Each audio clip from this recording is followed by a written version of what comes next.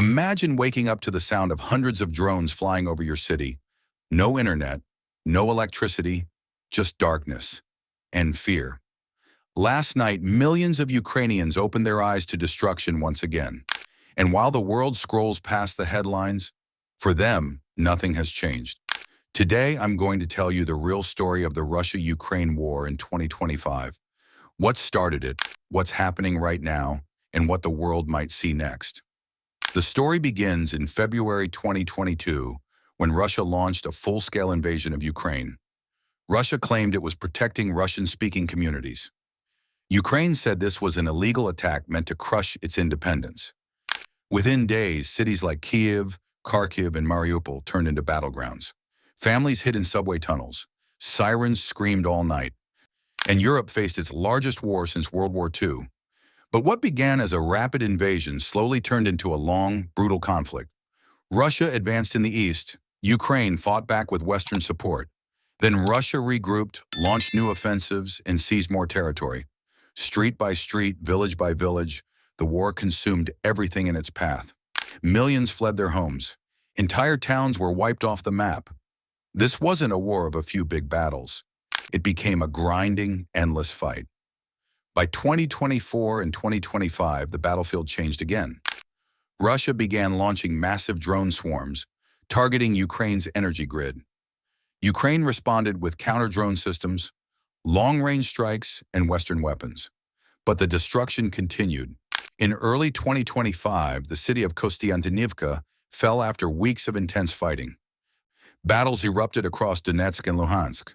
Neither side gained a decisive advantage, but both paid a devastating cost. And now in late 2025, the war has entered a new and dangerous phase. Russia has intensified missile and drone attacks on major cities, especially Kyiv. Power stations, heat systems, and energy grids are under constant fire. Millions of people are facing freezing nights with limited electricity. At the same time, the world is trying something unexpected. The United States, the UAE, and several European nations have quietly begun peace negotiations. Secret talks were held in Abu Dhabi, where Ukraine signaled it is open to a peace plan. But nothing is confirmed and nothing has stopped on the battlefield. While diplomats talk, drones still fly. While handshakes happen in conference rooms, soldiers still fall on the front line. It's a strange moment. Peace talks on one side, full-scale war on the other. So what happens next? There are three possible futures. The first, a fragile peace agreement, where both sides freeze the lines and stop major attacks. It wouldn't be true peace, but it would give people a chance to rebuild their lives.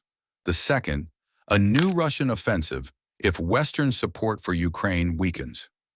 That could change the shape of Europe for decades. And the third, the most likely, a long war. A slow, exhausting conflict of drones, trenches, cyber attacks, and small territorial gains. Not a sudden victory, just years of pressure, destruction, and uncertainty. This war is not just about land. It's about families torn apart, homes destroyed, children growing up with sirens instead of laughter.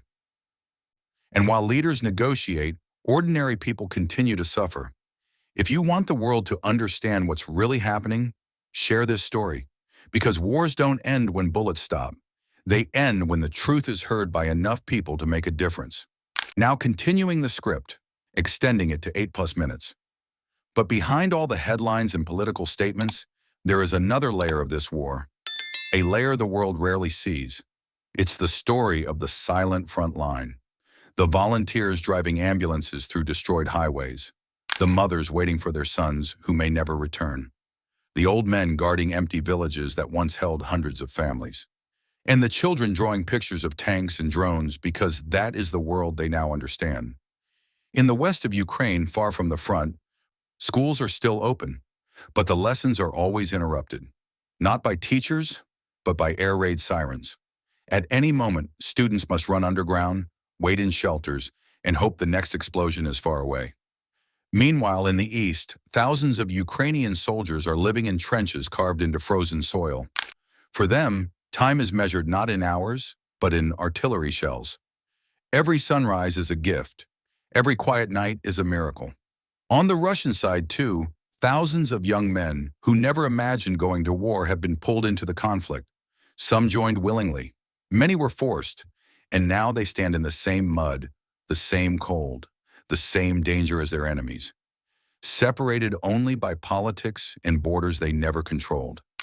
This war has created a generation shaped entirely by fear, confusion, and survival. And yet, despite everything, there is something stronger than fear: hope. In Kiev, even during blackouts, people gather in candlelit rooms to sing, talk, and pray. Restaurants cook meals on gas stoves during power cuts. Doctors operate with backup generators. Families celebrate holidays in underground shelters. Life continues, quietly, stubbornly, defiantly. But the question remains, when will this end? Many experts believe the war could shift dramatically in 2026. Ukraine may receive more advanced defense systems. Russia may strengthen its drone and missile production. And global powers, the US, China, Europe, will shape the next chapter more than ever before. Some analysts fear the conflict might spread beyond Ukraine's borders if diplomacy fails. Others believe a historic peace agreement is slowly being built, piece by piece, behind closed doors. Whatever the outcome, one thing is certain: the world will not be the same after this war. Ukraine will rebuild, but the scars will last generations. Russia will face long-term consequences, politically, economically, and globally. And Europe will reshape its entire security system to prevent anything like this from happening again. But for now, the war continues. Homes burn, families flee, soldiers fight, and the world watches, hoping this storm will finally pass. So when you hear the next headline about Ukraine, remember that it's not just news. It's someone's life, someone's home, someone's entire world. And maybe by understanding their story, we take one small step toward a future where wars like this never happen again.